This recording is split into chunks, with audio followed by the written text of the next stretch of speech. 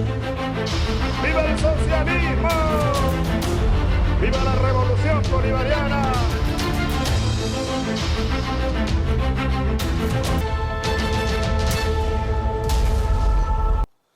Bueno, y vamos a empezar el programa hablando de Brasil. Ustedes saben que la situación en Brasil está cada vez más difícil.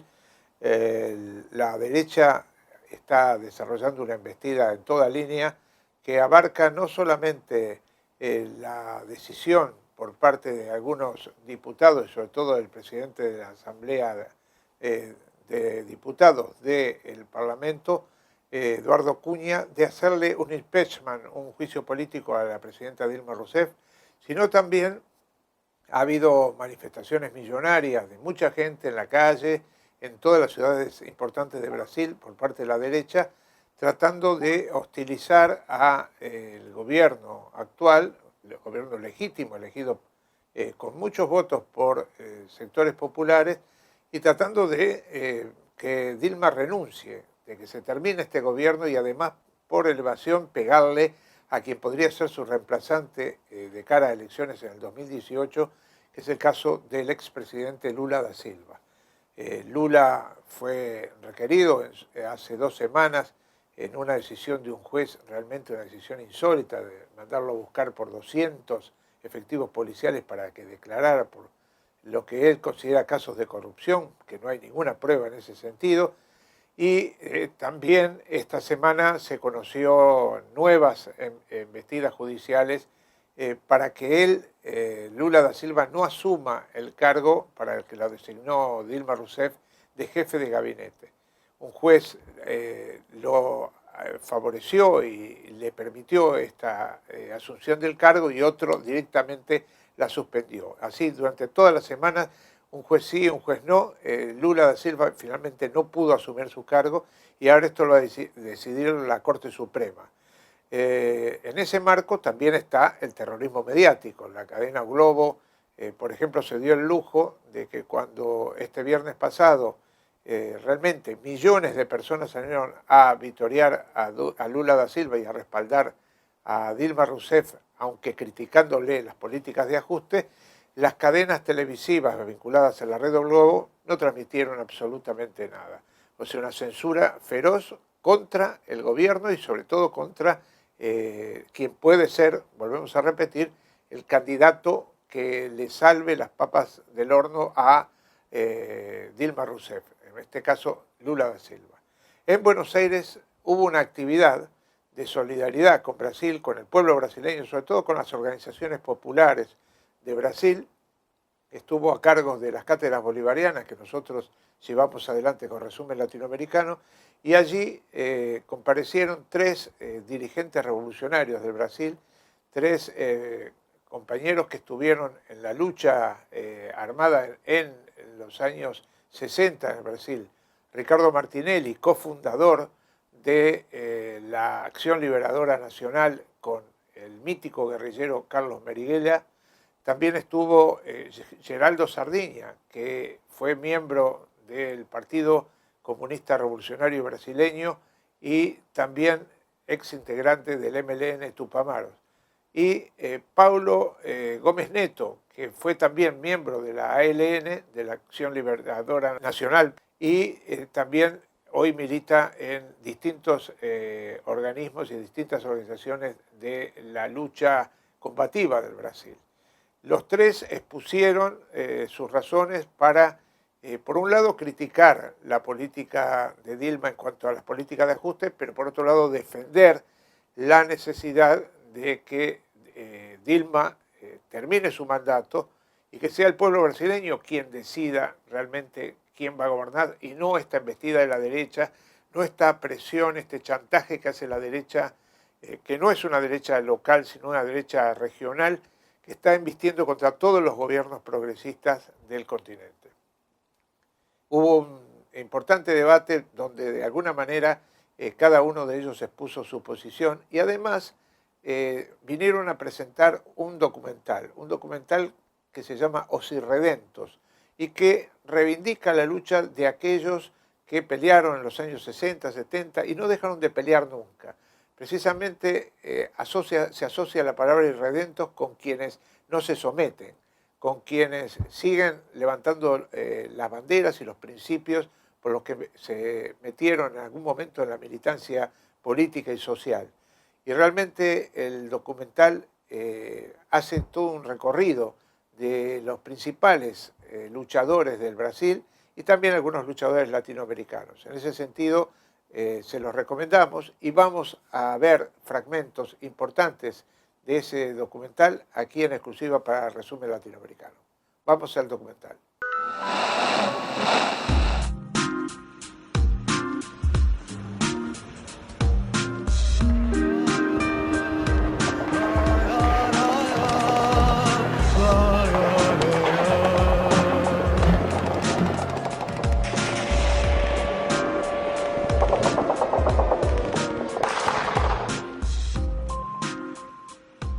No mundo sempre há os que, por mil motivos, já não acreditam na humanidade e pensam que o lá fora hegemônico é intransponível.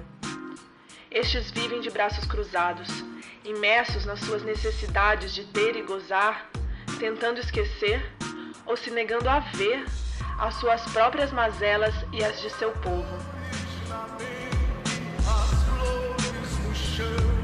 A certeza na frente, a história na mão. Mas no mundo, também há os que, imersos na esperança de outra organização social e outras relações, nunca desistem de lutar pelo seu povo. Estes não se rendem, entregam suas vidas, cada mínimo pedacinho delas, para afirmar a necessidade da transformação radical. Nossa história é recheada de lutadoras e lutadores que se dedicam por inteiro para a construção dessas utopias, desse mundo mais justo e fraterno. Apesar de o sistema querer a todo custo apagar essa memória, da regra não deixar falar da exceção, nós as resgataremos onde quer que estejam e as faremos viver ou reviver para inspirar e libertar, até que a norma seja exceção.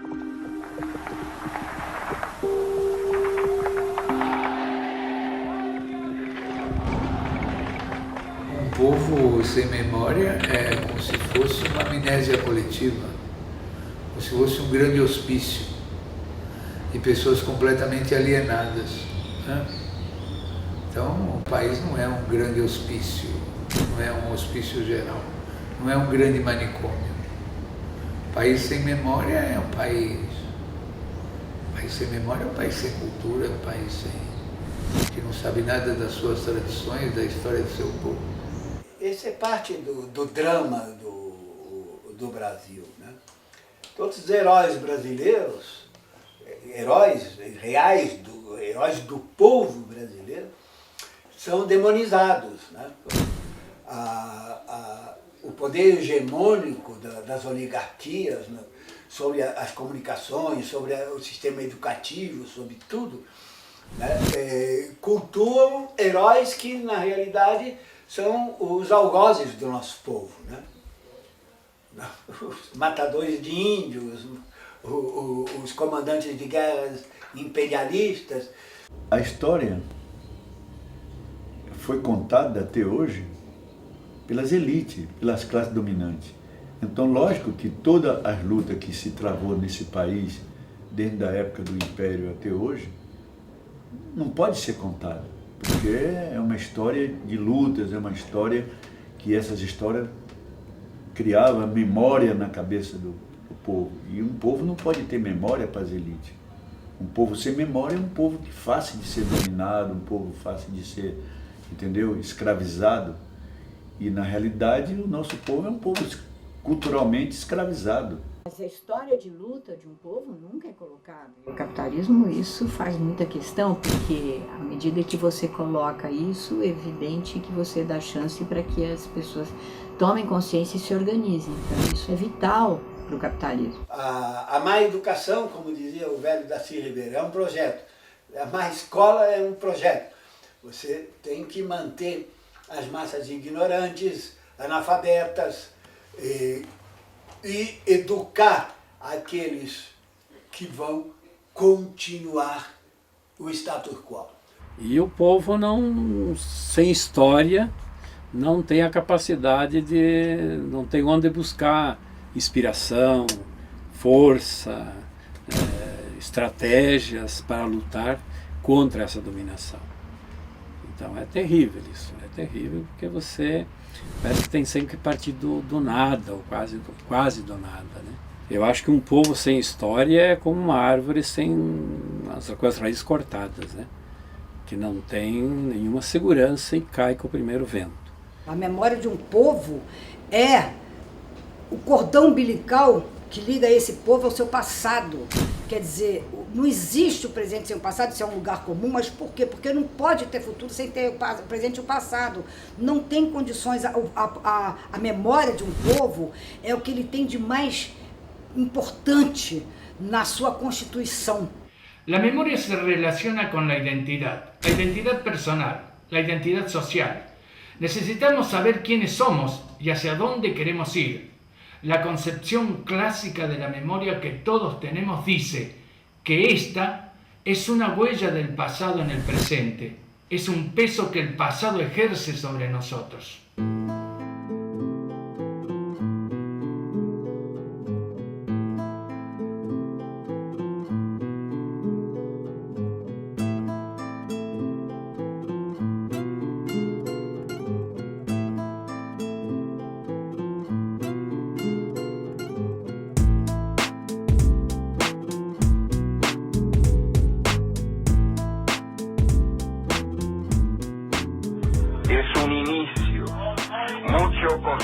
Pero estamos empezando el duro y necesario recorrido de la liberación de la memoria en un país que parecía condenado a amnesia perpetua.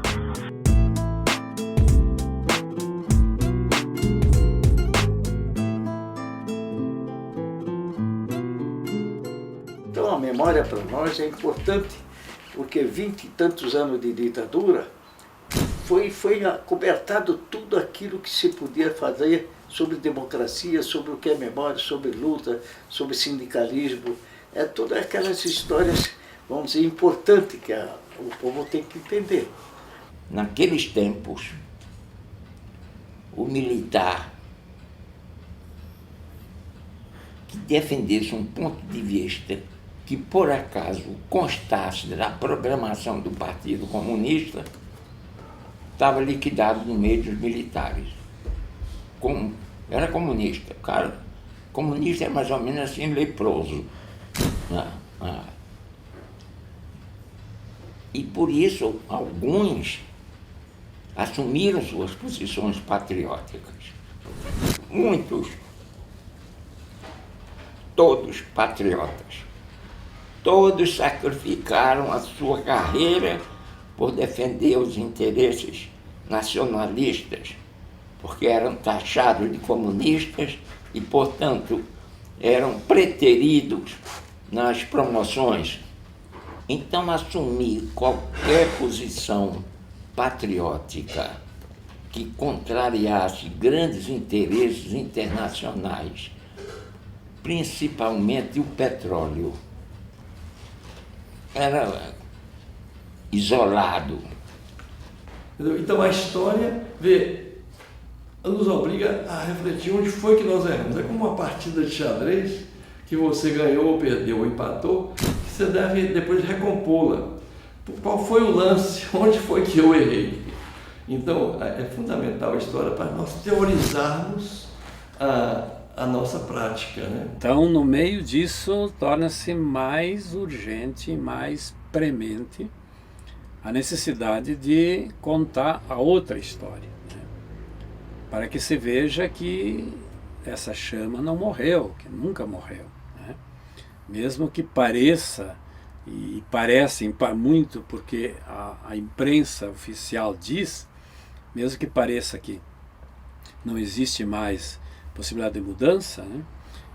Essas histórias mostram o contrário. Não só a juventude, mas eu acho que o povo, de um modo geral, ela tomar conhecimento e conhecer, através dessa memória registrada, ela também, pela sua sensibilidade, ela poderá, com essas informações, prosseguir, dar um prosseguimento a essas lutas do passado, dar uma continuidade. De maneira que eu acho que toda essa história, eu acho que faz parte da nossa vida no Brasil, para a juventude que não conhece o que é guerra, não conhece o que foi movimentos, quantas pessoas participaram e morreram para que hoje a gente esteja aqui falando abertamente, contando a história. Eu sou uma das personagens, existem muitas outras, e que vocês têm que pegar depoimento antes que eles morram.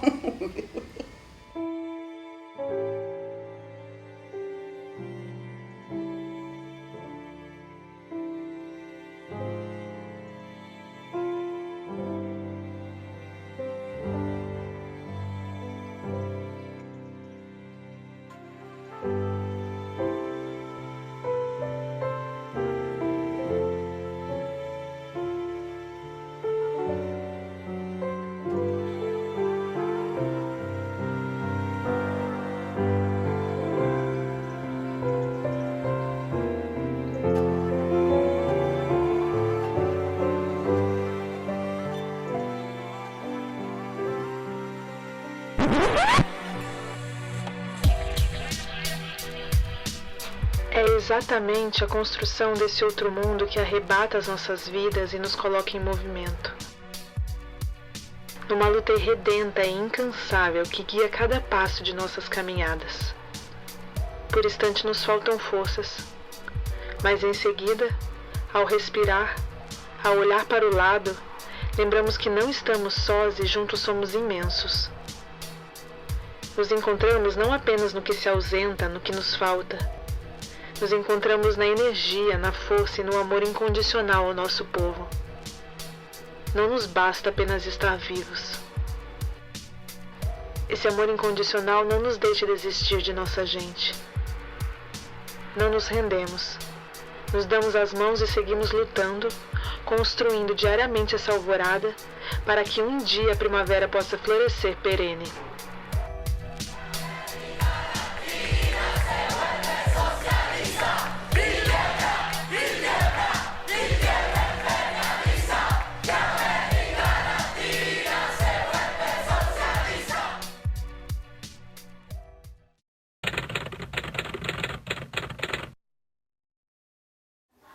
Você, a partir do momento que você adquire conhecimento, você tem duas opções. Morrer, do ponto de vista social, se enganar, do ponto de vista social, ou se indignar com o que você conhece. Eu vou sempre me indignar com o que existe de equivocado na sociedade.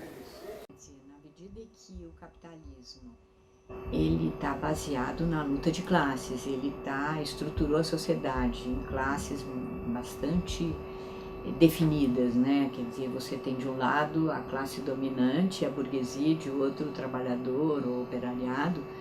Eu me coloco no lado do trabalhador, então isso para mim é fundamental e continua me norteando na vida, quer dizer, eu estou de um lado na luta de classes, né? É isso que vamos dizer, me norteia, né? Em todas as decisões que eu tenho que tomar.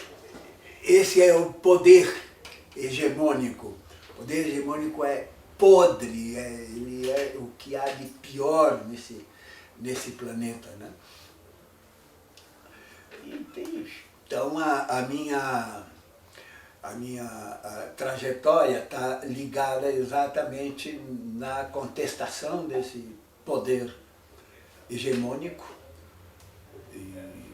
até as últimas consequências. Os homens têm que ser livres, né? Isso foi uma coisa que me norteou sempre, né? Ser livre de todo tipo de ataduras, né? E se a gente não libertar o homem, daí então toda a questão revolucionária, se a gente não libertar o homem vai continuar subjugando, né, a natureza, os animais, destruindo esse universo, né? Então eu acho que hoje eu diria que há necessidade de uma revolução não só socioeconômica, política, né? Mas cultural, espiritual, né? Acho que é preciso fazer uma revolução em tudo. É você acreditar na liberdade. Então, o que me moveu naquele passado, acreditar nessa causa, é continuar acreditando nisso mesmo que me levou quando eu ingressei na luta revolucionária, quando ingressei na LN em dezembro de 69.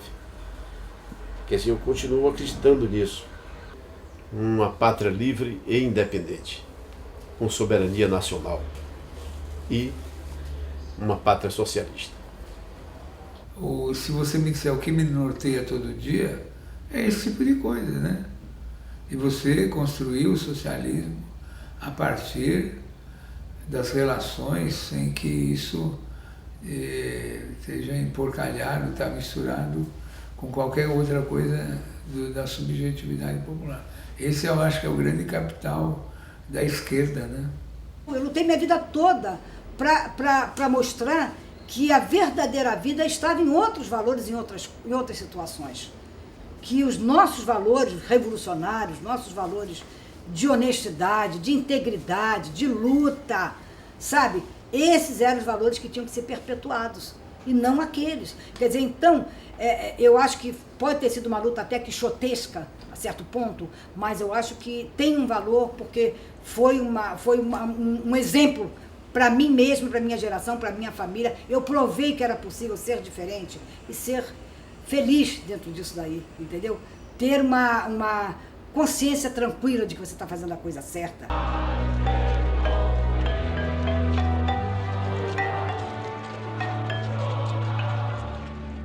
Um sonho? Um sonho de ver um mundo humanizado. E um medo?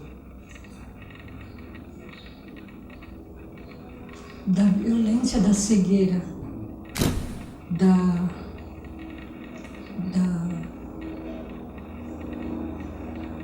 do dinheiro, do capital. Que pelo dinheiro você é capaz de destruir qualquer coisa. Tenho sim. O sonho de ver esse país libertado dessa servidão intelectual.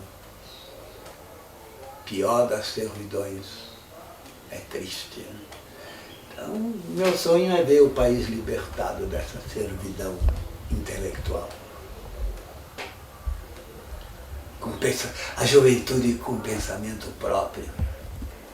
Né?